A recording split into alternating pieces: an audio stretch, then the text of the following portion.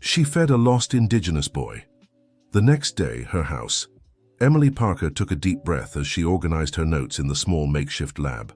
6 months of research, and she still hadn't identified all the properties of the plant that could revolutionize heart disease treatment. It was during her usual walk near the reserve border that she saw him. A boy, no more than 8 years old, crouched in the bushes, his eyes wide with fear, and a small bough clutched in trembling hands. His thin frame betrayed days without food. "Hey, it's okay, I won't hurt you," Emily said, slowly crouching down and reaching for her basket of fruit. The boy flinched, gripping the bow tighter. His dark eyes tracked her every move with suspicion. "Are you hungry?" she asked, holding out an apple. "You can take it." He hesitated, but hunger won out. In a quick motion, he snatched the fruit and took a desperate bite, never taking his eyes off Emily. "My name is Emily, what's yours?" she tried, offering more fruit. The boy stayed silent, eating quietly. Emily noticed the scratches on his arms and the exhaustion etched on his face. "Are you lost?" she asked. But the boy only stared toward the horizon, in the direction of the Clearwater's Indigenous Reserve.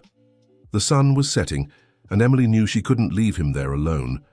Temperatures would drop sharply at night, common in this part of Montana near the Canadian border. "Come with me, it's getting late," she offered her hand. After a moment's hesitation, the boy stood, keeping a safe distance as he followed her. Emily's small house was less than 2 kilometers away, in an area locals called No Man's Land, neither town nor reserve. It was a simple wooden structure, with an overgrown garden and a makeshift lab in the back. "Come in, make yourself comfortable," she said, opening the door. The boy stopped at the threshold, studying every detail of the house with curiosity. His eyes lingered on the scientific equipment, visible through the half-open lab door. "I'm a researcher. I study medicinal plants," Emily explained, heating water for tea. "Would you like to bathe? I have clothes that might fit you." He didn't answer, but accepted the towel she offered and headed to the bathroom. While he cleaned up, Emily made a bed on the living room couch and set aside some clothes left from her nephew's last visit. The boy emerged wrapped in the towel, eyeing the clothes on the sofa warily. "They're for you," she smiled, "and I made something to eat." Once dressed and fed, exhaustion finally overtook him, and he fell asleep as Emily worked on her notes. That night, she heard him cry out in his sleep, shouting words she couldn't understand. She rushed to the living room and found him weeping, still asleep. Emily placed a hand on his forehead. No fever, just a nightmare. She sat beside him until he calmed and drifted back into deep sleep. The next morning, Emily woke to the first light of dawn. She had fallen asleep in the armchair by the couch.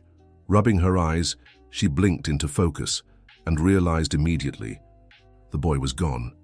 "Hey, kid," she called, searching the house. No sign of him. The front door was unlocked. He had left, leaving only a small symbol drawn in dirt on the porch floor, a circle with intersecting lines at its center.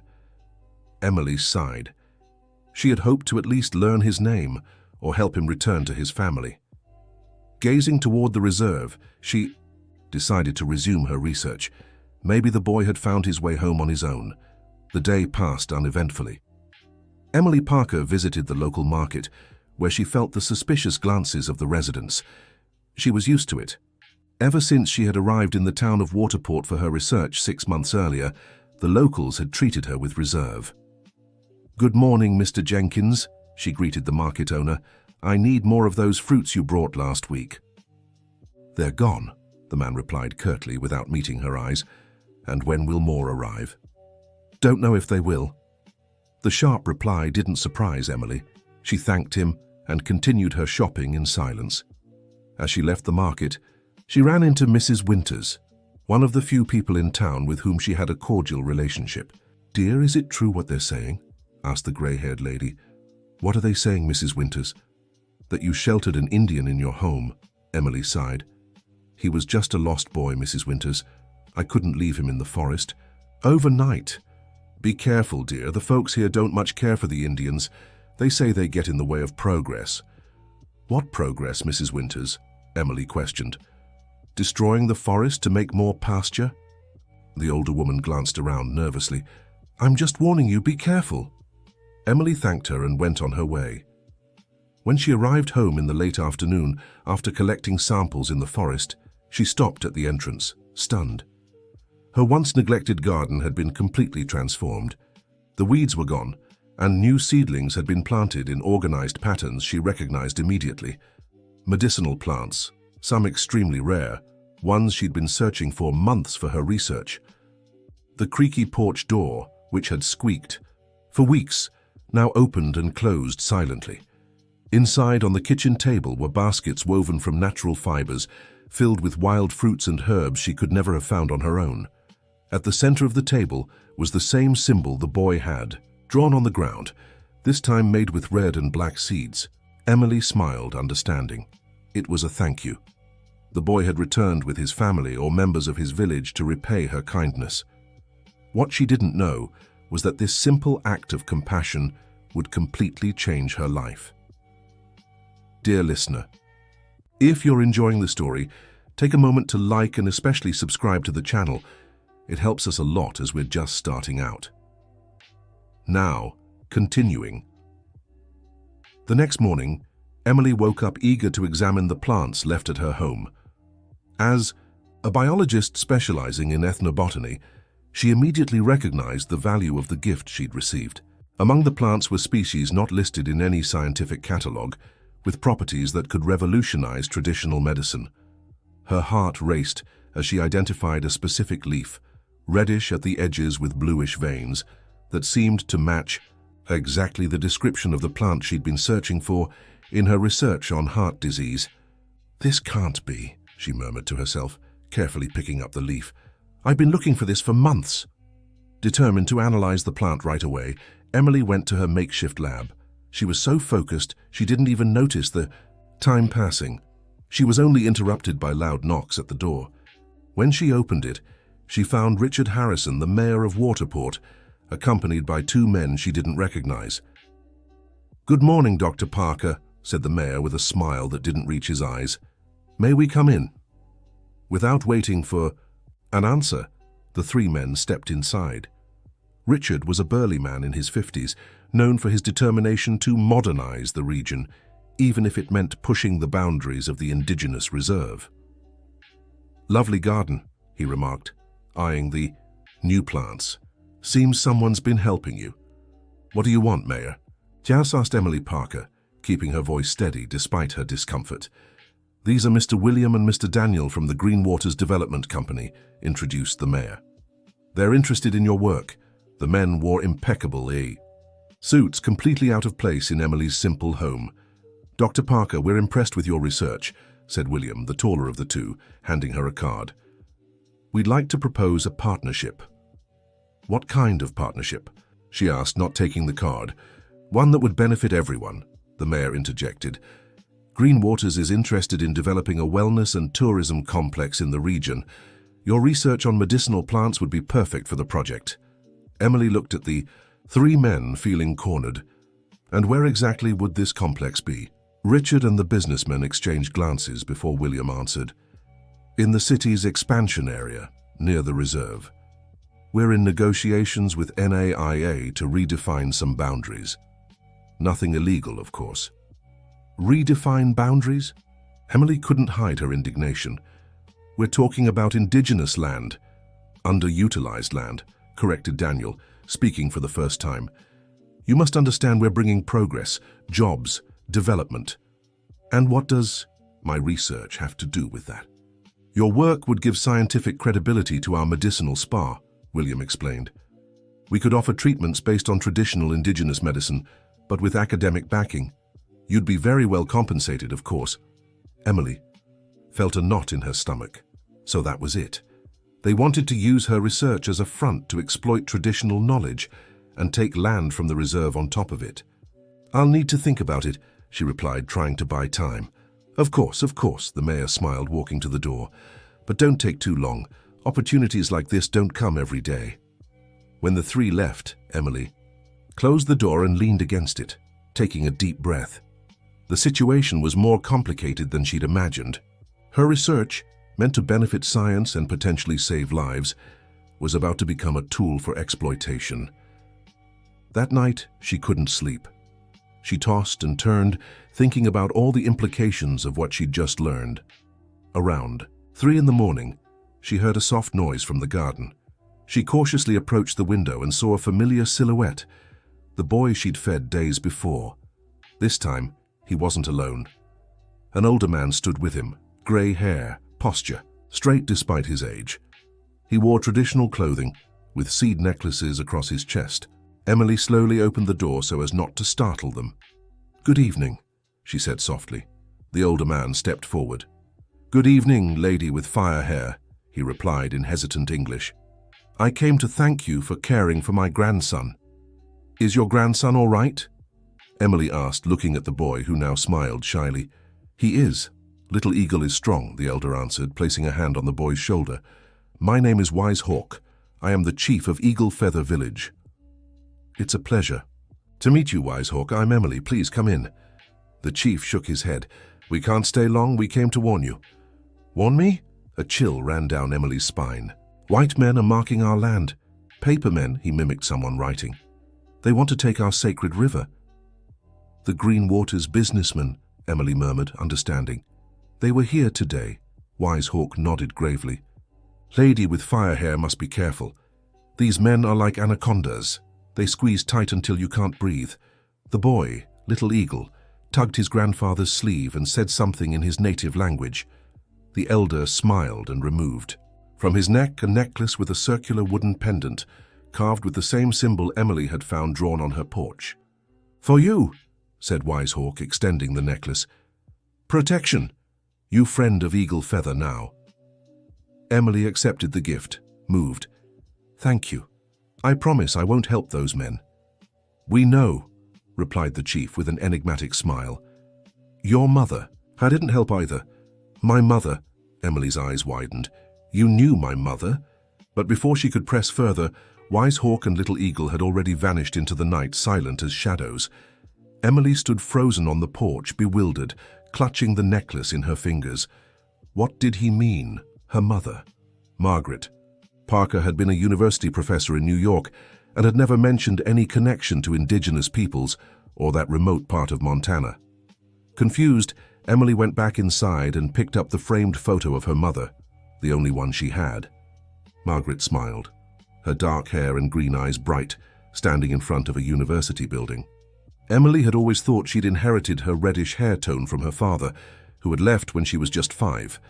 Studying the photo more closely, she noticed something she'd never seen before. Around her mother's neck, partially hidden by her collar, was a necklace. She couldn't make out the pendant clearly, but the natural fiber cord looked strikingly similar to the one she now held in her hands. "What's going on here?" she whispered into the silence of the house. The next day, Emily woke up determined to uncover more about the possible link between her mother and Eagle Feather Village. But first she had to deal with the immediate issue, the businessmen from Green Waters. She decided to visit her advisor, Professor Robert Miller, who kept an office at the university's research station, about 12 miles away. Robert was a respected botanist and the one who had suggested the area for her doctoral research. The research station was a simple building with 2 labs, a small library, and 3 offices. When she arrived, she found the professor organizing samples. "Emily, what a pleasant surprise," he greeted, adjusting his reading glasses. "Any updates on your research?" "Actually, Professor, I came looking for answers," she said, setting her bag on the table. "Do you know the Green Waters Development Company?" The professor's smile faltered for a moment. "Why do you ask?" "Because they showed up at my house yesterday, along with the mayor, wanting to use my research to justify a tourist resort they plan to build by encroaching on the reserve's land." Robert sighed, removing his glasses and rubbing his tired eyes. "Sit down, Emily. There's something I should have told you sooner." Emily's heart raced as she took a seat across from her advisor. "Your research, well, it isn't just funded by the university," he began, choosing his words carefully. "Green Waters is our primary backer. They have a specific interest in the cardioactive compound you're searching for." "What?" Emily felt as if she'd been punched in the gut. "You knew this the whole time?" "I know it sounds bad, but think of the bigger picture," Robert reasoned, leaning forward. Without their funding, the university would have shut this research center down years ago. We're doing important science here. At the expense of indigenous land? She shot back, raising her voice, using traditional knowledge without consent or compensation. Emily, be realistic. Who's going to fund ethnobotanical research in rural Montana? The government? He let out a dry laugh. Partnering with Green Waters is our only chance to keep this work going. Emily stood up, feeling betrayed. No, Professor. It's your only chance to keep your work going. I won't be part of this. Just as she was about to leave the office, Robert called out to her, "Wait, Emily, there's something else you need to know, something about your mother." Her hand froze on the doorknob, but she didn't turn around. "What about my mother?" "Margaret didn't come to this region by chance, and neither did you," he said, opening a drawer in his filing cabinet. "Your mentorship under my supervision wasn't a coincidence. Your mother worked with me here over 20 years ago." Robert slid a yellowed folder toward her. Inside were old photos and field reports. In one of them, Emily saw her mother, much younger, standing beside Robert and a group of indigenous people. At the center of the image, she immediately recognized Chief Wise Hawk, also younger, wearing the same necklace that now hung around her own neck. "Why did you never tell me this?" she asked, her voice barely above a whisper. "Margaret made me promise I wouldn't unless it was absolutely necessary," Robert explained. "After what happened, she wanted to cut all ties with this place, with this research." "What happened?" Robert closed his eyes for a moment, as if reliving a painful memory. "It was 22 years ago. We were close to isolating the compound you're researching now. Margaret had grown very close to the indigenous community, learned their language, their customs. They trusted her, shared knowledge they'd never revealed to other researchers." He paused, looking directly at Emily. "Fairsin, sir. Then the company funding the project at the time, which later became Green Waters, wanted to patent it. No recognition, no compensation for the indigenous community.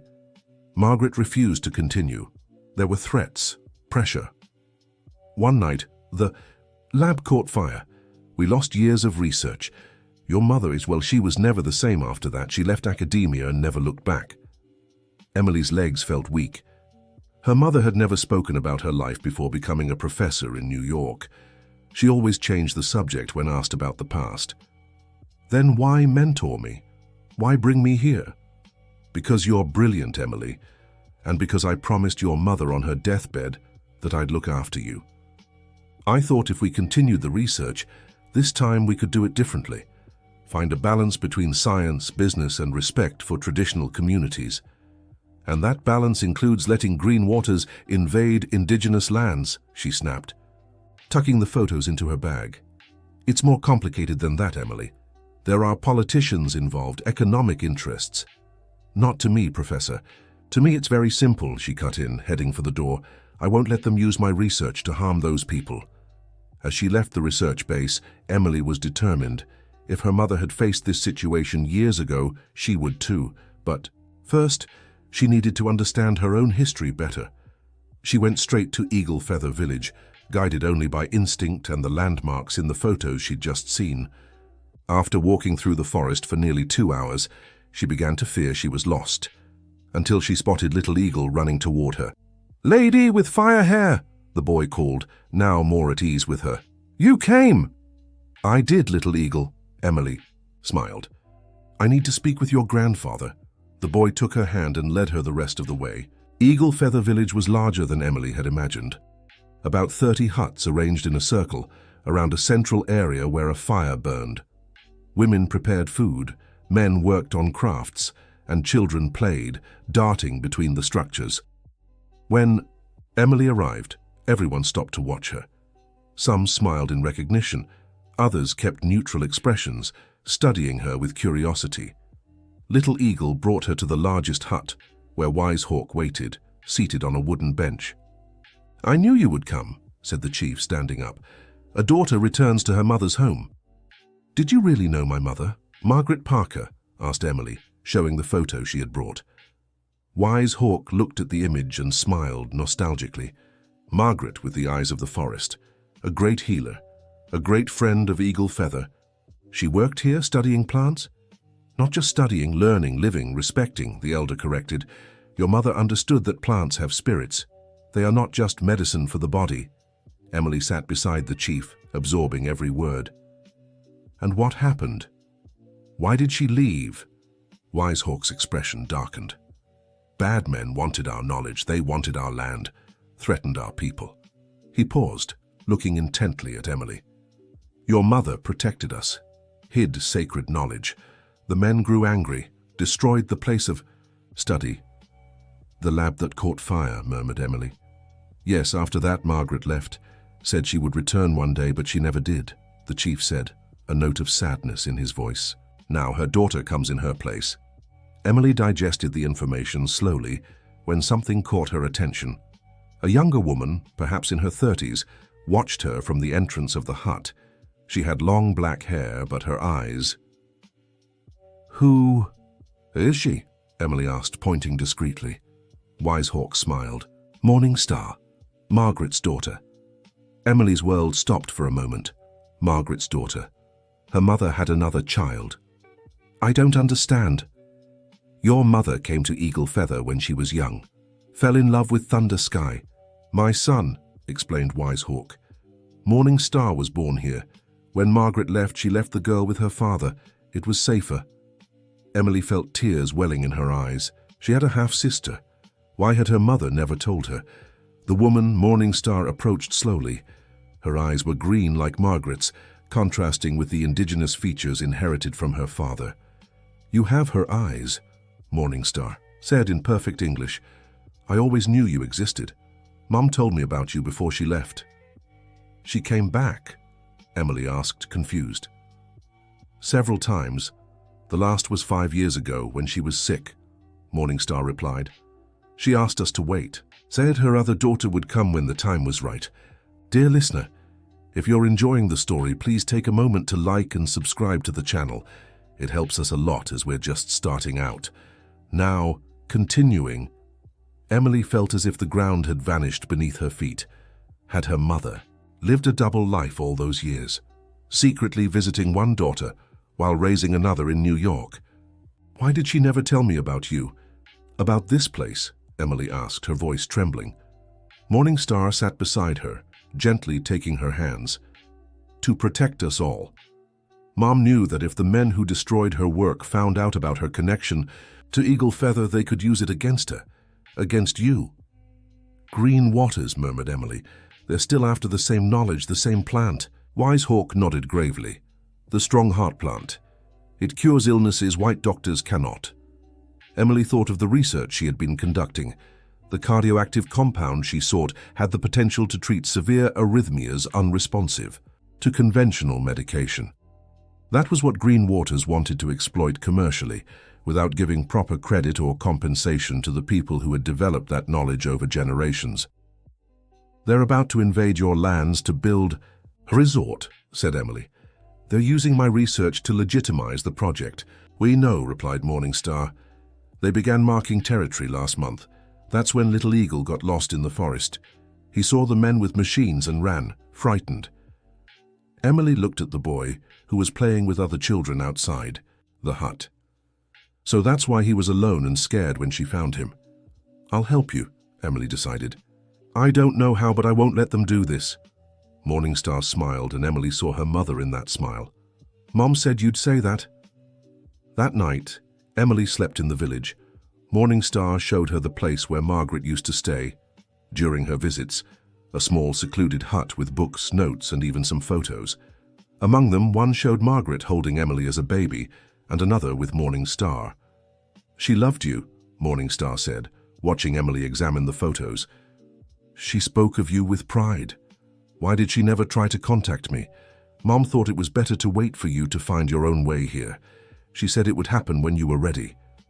Emily fell silent, processing everything. Part of her felt angry for being kept in the dark all those years. Another part understood her mother's reasons for protecting her. And your father? She finally asked. He passed away 10 years ago. He was a good, strong man. He led our resistance against many invasions, Morning Star replied, pride in her voice. When Mom left, he respected her decision. He never blamed her for choosing a different life. And you didn't resent her? Morningstar smiled. At first, maybe, but I understood she did what she had to do, and she always came back. She always kept her promise. Before bed, Emily made an important call. Using the village's only phone, installed for emergencies, she reached her friend Jennifer, a lawyer specializing in Indigenous rights in Washington, D.C. "I need your help, Jen," she said, as soon as her friend answered. "It's about the Eagle Feather Reserve in Montana." "Eagle Feather?" Jennifer sounded surprised. "I'm actually working on a case related to that area. There's a proposal to reduce the reserve's boundaries moving through NAIA. Let me guess, requested by the Green Waters Development Company." "How did you know?"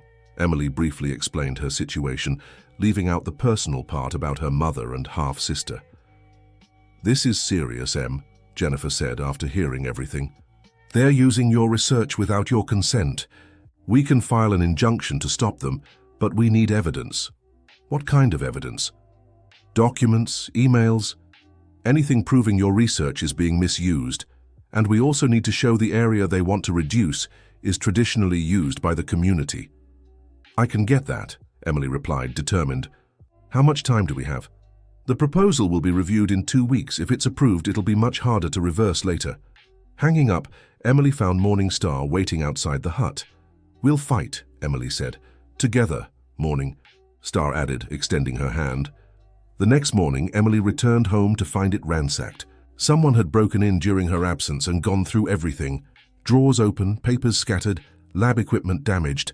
In the center of the kitchen table, a note. "Last chance. Take the offer or leave." Emily felt her blood boil. Instead of intimidating her, the threat only strengthened her resolve. Quickly, she gathered what remained of her important belongings and some intact research documents. As she was about to leave, she heard a car pull up. Through the window, she saw Mayor Richard stepping out of the vehicle, alone this time. "Dr. Parker," he greeted, looking genuinely surprised at the mess. "What happened here?" "As if you didn't know," she shot back, furious. "Believe me, I don't," Richard replied, sounding sincere. "I came to talk about the Green Waters proposal. I wanted to make sure you didn't feel pressured." Emily laughed dryly. "Right, because breaking into and destroying my home isn't pressure at all." The mayor frowned, surveying the damage around them. "Emily, you may not believe me, but I have nothing to do with this. Yes, I want the Green Waters project in town. It would mean jobs, tourism, development, but I would never approve methods like these." Something in the man's expression made Emily hesitate. Could it be possible he truly didn't know? "Then who would do this?" Richard sighed. "I have my suspicions. William, the director of Green Waters, isn't known for his patience or scruples. We've had disagreements about his methods before. And yet you still support the project." "It's complicated, Doctor. This town is dying. Young people leave because there are no opportunities. The economy relies mostly on subsistence farming and small businesses," Richard explained, running a hand through his graying hair. "The resort would bring new life to Waterport, at the expense of indigenous land, of their traditional knowledge. It could be a partnership," the mayor argued. "Jobs for the indigenous community, recognition of their culture." "Is that what Green Waters is promising?" Emily questioned. "Because that's not what they're doing. They're trying to steal traditional knowledge without giving credit or compensation." Richard looked genuinely troubled. "What do you suggest then? That the town stays stagnant?" "I suggest development that respects everyone involved," Emily replied. "And that starts with transparency. Do you know what Green Waters really wants?" "With my research," the mayor frowned. "The medicinal plant for the spa, right? It's not just any plant, Mayor. It's a potential breakthrough treatment for certain heart conditions that don't respond to conventional medications." Richard visibly paled. "Heart conditions?" "Yes. Why? Does that mean something to you?" The mayor looked away, suddenly uncomfortable. "My son, Jason, he has a congenital heart condition. The doctors say there's not much more they can do." Suddenly, the pieces began falling into place in Emily's mind. "Is that why you supported the project so enthusiastically?" "They promised your son access to the treatment." Richard nodded slowly. William assured me that with your research they could develop a medication. He said my son would be the first to receive it. They manipulated you, Emily concluded. They're using your son's health as leverage. The mayor looked devastated. What should I do? He's my only son. Emily felt compassion for the man. Behind the ambitious politician was just a desperate father. I'll make you an offer, Richard. Give me 2 weeks. I can prove there's a better way to do this, one that helps your son and respects the Indigenous community. How? Do you trust me? Richard hesitated, then nodded. 2 weeks. But if you don't present a viable alternative, I can't delay the project any longer. After the mayor left, Emily picked up the phone and called Morning Star. We need to speak with Wise Hawk. I think I've found a way to fix this. The next few days were intense. With Morning Star's help, Emily began systematically documenting the traditional knowledge about the cardioactive plant, not to exploit it, but to legally protect it as the intangible cultural heritage of the eagle feather community. Jennifer, her lawyer friend, sent the necessary forms and guided them through the process. At the same time, Emily worked on an alternative proposal for the region's development. Instead of a luxury resort that would exclude the local community, she proposed a joint ethnobotanical research center between the university and Eagle Feather Village. The center could host researchers and visitors interested in traditional medicine, generating income for the town and the indigenous community while preserving their land and knowledge. A week later, she received an unexpected call. Dr. Emily. It's Jason Harrison, the mayor's son, Richard. The voice on the other end of the line was young but weak. Emily Parker could hear the difficulty in his breathing. Hello, Jason. How can I help you? My father told me about you, about the plant you're studying, he said. I want to visit the indigenous community, see for myself before it's too late. Emily hesitated. I'm not sure that's a good idea. Your condition, it's exactly because of my condition that I need to go, Jason insisted. The doctors say I only have a few months left. If I'm going to pass, I at least want to understand why my father is fighting so hard for this project. The determination in the young man's voice moved Emily. I'll speak with Wise Hawk. If he agrees, we can visit the village tomorrow. The next morning, Emily met Richard and Jason at the edge of town. The young man was in a wheelchair with an oxygen tank beside him. Despite his frail and pale appearance, his eyes shone with resolve. Thank you for doing this, Richard said, gratitude evident in his voice. I can't promise anything, Emily replied. We're just going to talk. Little Eagle was waiting for them at the start of the trail.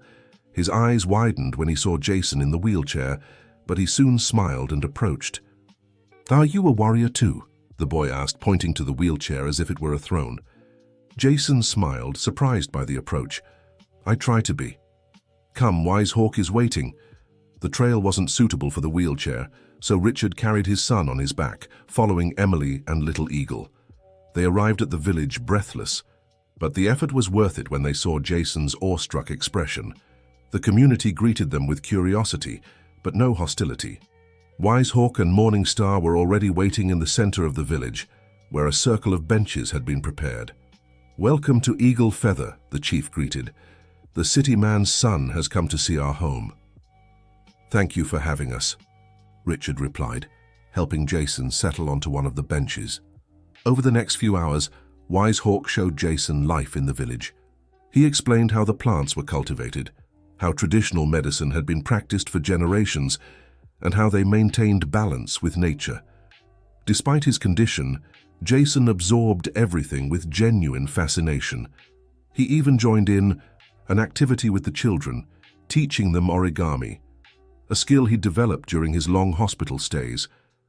At the end of the day, as they shared a meal, Wise Hawk approached Jason. Young warrior has a weak heart in body, but strong in spirit, the elder said, placing his hand on the young man's chest. Sacred plant may help. Richard looked hopefully at Emily. Is it possible? The plant I'm studying has shown properties that could benefit cases like Jason's, she explained cautiously. But we're still far from a scientifically proven treatment. Wise Hawk smiled knowingly. Paper science is young.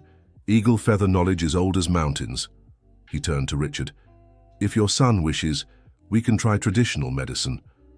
And what would the cost be? The mayor asked warily. Respect, the chief replied simply.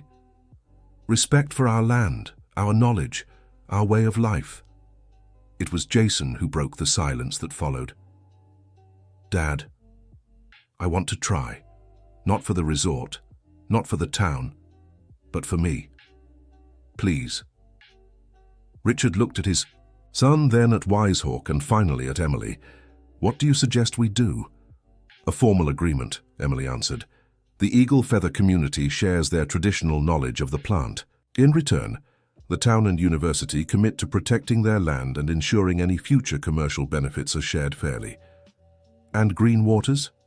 They can participate, but on our terms, not theirs. 3 days later, Jason began receiving traditional treatment under the supervision of Wisehawk and Morning Star. Emily Parker observed the process, scientifically documenting each step and reaction. To the surprise of the doctors monitoring the case from afar, the initial results were promising. Jason's arrhythmia seemed more controlled, his energy gradually improved, and his episodes of shortness of breath decreased. Meanwhile, Emily, Jennifer, and Richard Harrison worked on the formal proposal for the Ethnobotanical Research Center. The NAIA was contacted, and the immediate threat of reducing the reserve was suspended for re-evaluation. When William from Green Waters stormed into the City Hall demanding explanations for the project's delay, he found not only Richard, but also Emily, Jennifer, Wisehawk, and representatives from the NAIA. What is the meaning of this? BT2 demanded, glaring at everyone in the room. It means the original project is cancelled, Richard replied firmly. We have an alternative proposal. Impossible. We have contracts, investments already underway. Contracts that depend on NAIA approval, Jennifer interjected. Approval that hasn't come and won't under the current terms. And we have evidence of questionable methods used by your company to obtain research results, Emily added, including trespassing and destruction of scientific material. William paled. I don't know what you're talking about. I have security cameras at my home, Mr. William, Emily lied confidently. They recorded everything. It was a bluff, but it worked. William visibly recoiled. What do you want then? A real partnership, Richard answered. The Eagle Feather Ethnobotanical Research Center. Your company can participate, but as a partner, not an owner. Traditional knowledge will be protected, indigenous lands respected, and benefits shared. That's ridiculous. My investors will never agree. Take it or leave it, Richard said firmly. And if you leave it, we'll take our evidence to the proper authorities. 2 weeks later, the new agreement was signed. Green Waters, pressured and fearing a scandal, accepted the new terms, though with a reduced stake. Other investors, including an international research foundation, showed interest in the innovative project that combined modern science and traditional knowledge. Jason continued to improve with the treatment. It wasn't a miracle cure, his condition was still serious, but his quality of life had significantly improved. He now visited the village regularly, becoming a sort of ambassador between the town and the indigenous community. Emily, in turn, had found something she hadn't expected: a family. Morning Star wasn't just her half-sister, but had become a friend and partner. Together, they continued the work started by Margaret Parker decades earlier, now with the support and recognition their mother had never received. One quiet afternoon, as they organized the new laboratory at the research center, built right, on the border between the town and the reserve, Emily found a small carved wooden box among her mother's belongings that Morning Star had kept. The box, decorated with symbols she now recognized as sacred to the Eagle Feather people, contained old photographs, a worn journal, and a carefully folded letter. Opening the journal, Emily found pages of detailed notes on medicinal plants, with precise drawings and observations written in both English and the native Eagle Feather language. Between the pages, small dried flowers and preserved leaves served as references. Margaret's elegant handwriting showed the care and reverence with which she had treated that knowledge. Today, Wisehawk showed me how the dream root plant Must be harvested only during the new moon, always leaving an offering of thanks in its place, read one of the pages. Western knowledge will never fully understand this medicine if it insists on separating the ritual from the remedy, the spirit from the matter. Emily gently touched the yellowed pages, feeling connected to her mother in a way she never had before. Margaret wasn't just the serious university professor she had known in her childhood. She was a passionate, curious woman, deeply respectful of the traditions she studied. With trembling hands, Emily opened the letter. The paper carried a faint herbal scent, as if it had been stored with aromatic plants. "My dear daughters," the letter began, "if you're reading this, it means you finally found each other, as I always knew you would. Forgive me for keeping you apart. It was the hardest decision of my life, but I believed it was the only way to protect both of you and the sacred knowledge of Eagle Feather. Dear listener, if you're enjoying the story, take a moment to like and especially subscribe to the channel. It helps us a lot as we're just starting out." Now continuing, "Emily, my stubborn scientist, I always knew your heart would lead. You back to your roots even without you knowing they existed. Morning Star, my green-eyed warrior, your strength and loyalty to our people gave me courage in the darkest moments. Together, you can do what I never could. Build a bridge between two worlds that seem distant, but are part of the same land, the same humanity. Guard this knowledge, don't hide it. Share it wisely, never surrender it for greed. And always remember, true power isn't in the plants that heal the body, but in the love that heals the soul. And you two, my daughters from different worlds, have always been the greatest healing for my divided heart. With eternal love, Margaret." Emily let her tears flow freely as Morningstar embraced her shoulders. The letter continued with even deeper revelations. "There were times I almost gave up, almost revealed everything. On Emily's birthdays, when she asked about her father. During stormy nights in New York, when I'd look out the window and imagine Morningstar gazing at the same sky in the village. The pain of a heart divided between two worlds, two daughters, two lives. It was a burden I carried as penance for my choices. But today, as I write these words, knowing my time is short, I'm certain I did what had to be done. The knowledge we protect isn't just about plants that heal the body. It's about a way of seeing the world, of belonging to the land, of respecting life cycles that our modern society has forgotten. When William Thompson and his associates tried to patent our work without acknowledging the source of that ancient wisdom, I realized academia wasn't ready for true collaboration. What they called scientific discovery was really cultural appropriation, disguised as progress. The lab fire wasn't an accident as officially recorded. It was a warning, a clear threat. I chose to protect you both by separating you, so the work could continue in some form, even if divided between two worlds." Emily stopped reading, a chill running down her spine. "William Thompson," she murmured, looking up at Morningstar. "The same William from Green Waters." "The very one," Morningstar confirmed darkly. "He changed his last name from Thompson to Blackwell after the incident. Mom found out years later when she saw him in a news report about tourism entrepreneurs." Emily's blood ran cold. The man who had threatened her mother 2 decades ago was the same one now trying to exploit her research. It wasn't a coincidence. It was calculated revenge, a continuation of the same battle. She returned to the letter with newfound urgency. "If you're reading this together, it means the time has come. The knowledge we protect now needs to be shared, but on our terms. Not as property to be exploited, but as a gift to be honored. You two, born from different worlds but the same love, are the bridge I always dreamed of building." "She knew we would be here," whispered Morningstar. "She knew you would come." "How could she know?" asked Emily Parker, wiping away her tears. "Because you are her daughter," smiled Morningstar. "Stubborn, determined, with a heart that can't turn its back on those in need. And because she knew the power of what we're protecting. The cardioactive plant isn't just a remedy. It's a symbol of how two traditions can complement rather than cancel each other out." Emily thought of little Eagle, hungry and frightened, in the forest. How a simple act of offering food had set off a chain of events that completely transformed her life.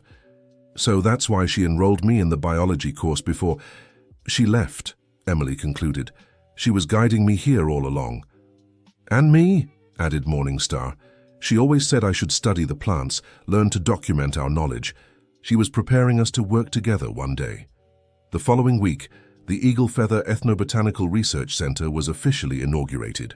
Local officials, NAIA representatives, university researchers, and the entire indigenous community attended the ceremony. At the heart of the new space, a plaque honored Margaret Parker, a pioneer in bridging traditional knowledge and modern science.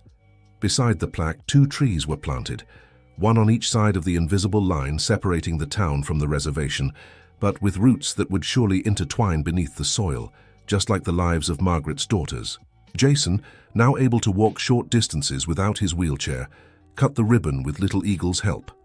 The Indigenous boy, who once feared town men, now smiled beside the young man who had become his friend. My father said I should formally thank the Eagle Feather community, Jason began in his speech. But how do you thank those who saved not just my life, but my soul? Before I only hoped, now I live. Richard Harrison, standing beside his son, couldn't hide his emotion. The man who once saw the Indigenous community only as an obstacle to progress now understood the true value of their culture and knowledge. Waterport and Eagle Feather aren't neighbors, declared the mayor. They're parts of the same family. And like any family, when we work together, everyone thrives. The celebration that followed lasted until dawn. Music, dancing, food, traditions from both cultures blended into a celebration of life and new partnership. Emily watched from a distance, sitting on a bench with Wise Hawk. Your mother would be proud, said the elder, gazing at the starry sky. Margaret, with the eyes of the forest, now smiles among the ancestors. I hope so, Emily replied, touching the necklace she now wore permanently. I still have so many questions I wish I could ask her. Ask your heart, advised Wise Hawk. Mother lives there. That night, Emily made an important decision. She wouldn't rebuild her vandalized house in town. Instead, she accepted Morningstar's invitation to build a new home right on the border, half on the reservation, half in town, a physical symbol of her own divided yet reconciled identity. The research center flourished in the months that followed. Researchers from across the country were drawn to its innovative model of collaboration between modern science and traditional knowledge. The cardioactive plant, now studied with respect for its original guardians, showed promising results in early trials. William and the Green Waters Development Company eventually withdrew entirely from the project, unable to accept the new terms of partnership. In its place, an international foundation for natural medicine offered funding without demands for exclusivity or patents. The town of Waterport began to change. Scientific and cultural tourism replaced the plans for the luxury resort. Visitors interested in natural medicine, ethnobotany students and researchers started arriving, bringing life to the local hotels, restaurants and businesses. Morningstar took over the coordination of the Traditional Knowledge Protection Program, ensuring the wisdom of generations wouldn't be lost or exploited. With Emily Parker's help, she developed a documentation system that preserved not only the formulas, but also the cultural and spiritual contexts of each medicinal plant. Little Eagle, the boy Emily had found starving in the forest, became a sort of mascot for the center. Always curious, he quickly learned both scientific methods and the traditions of his people. Emily saw in him the future of the integration she and Morningstar were building. He'll be a great healer one day, Morningstar remarked, watching. The boy helped with plant gathering. And a great scientist too, Emily added with a smile.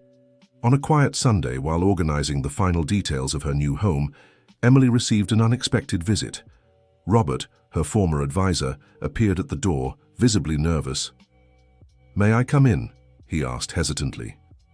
Emily nodded, gesturing to a chair. I came to apologize, Robert began, glancing around the house that blended modern and traditional elements. I should have been honest from the start, about Green Waters, about your mother, about everything. Why weren't you? Robert let out a deep sigh. Fear, I suppose. After what happened to Margaret, the fire, the threat, I convinced myself the only way was to compromise. accept the funding, play the game, try to make small differences within the system. And now I see I was wrong, he admitted. What you and the Eagle Feather community have built here sits extraordinary. A model for the future of ethnobotanical research. Emily studied the face of the man who had been her mentor for years. She saw genuine remorse, but also admiration.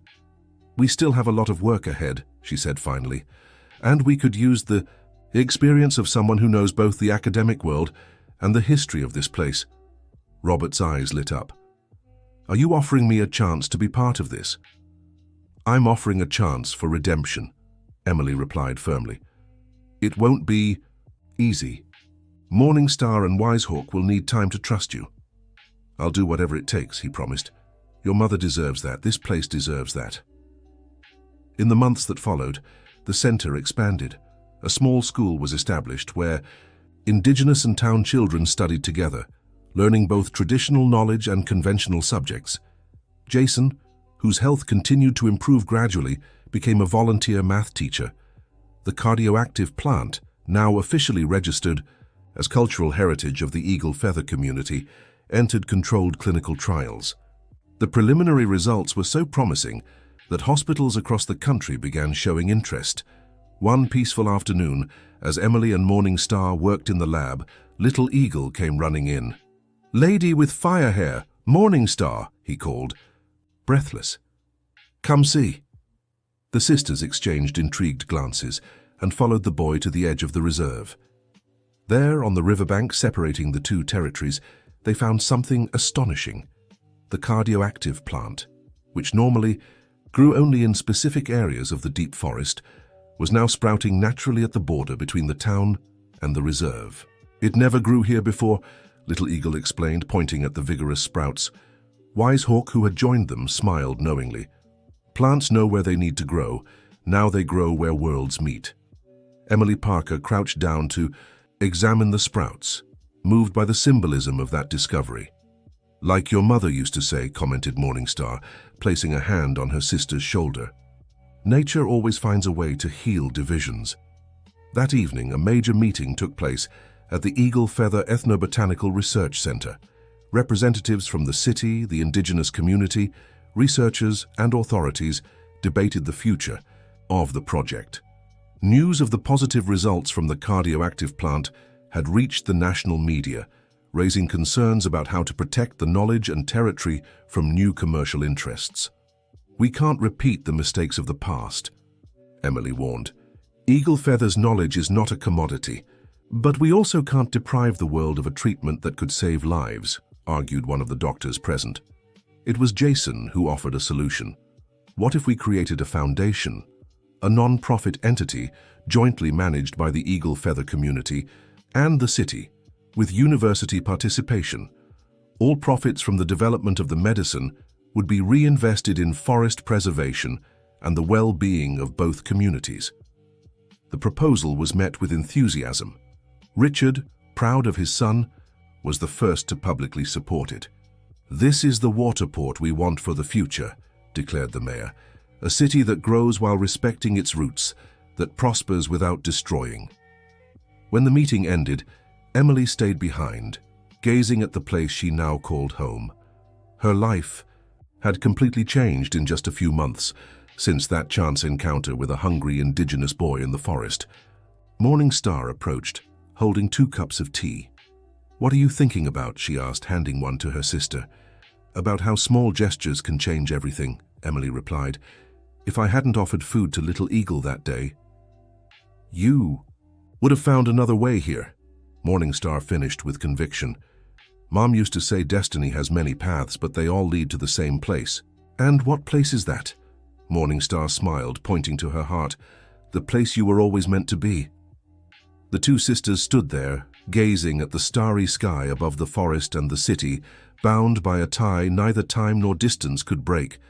The necklaces they now wore, the symbol of Eagle Feather, glowed softly in the moonlight, a quiet reminder that some connections are stronger than any division. And at the border between 2 worlds, the small sprouts of the cardioactive plant continued to grow, their roots weaving deep into the shared soil, just like the lives of those now working together to preserve and share its healing power. Meanwhile, in a private room at Waterport Hospital, a group of doctors studied Jason's latest test results in astonishment. "It's remarkable," the cardiologist remarked, comparing the images. "The fibrosis is receding. I've never seen anything like this in 20 years of practice." "It could be a coincidence," another doctor suggested. "Spontaneous remission happens, though it's rare." 5 similar cases already, all with the same pattern of improvement, the cardiologist countered. This isn't coincidence. The traditional treatment, combined with conventional medical care, was producing results that defied expectations. It wasn't a miracle cure. Patients would still need ongoing care, but it offered real hope for cases once considered terminal. The following year, the Eagle Feather Foundation for Integrative Medicine was officially established. With international funding and government support, it expanded the model started in Waterport to other traditional communities across the United States. Emily and Morning Star traveled frequently, sharing their experience and methodology. They became references in ethical collaboration between modern science and traditional knowledge, always careful to ensure that Indigenous communities maintained control over their own ancestral wisdom. During one of these trips, while presenting their work at an international conference, they were approached by a Peruvian researcher who had known Margaret decades earlier. "She always said her daughters would complete what she started," the EC woman remarked, moved to meet Emily and Morning Star. "My girls will see what I couldn't," those were her exact words. "What do you think she meant by that?" Emily asked. The researcher smiled. "The reconciliation between 2 worlds she loved equally. Margaret was always torn between academia and the forest.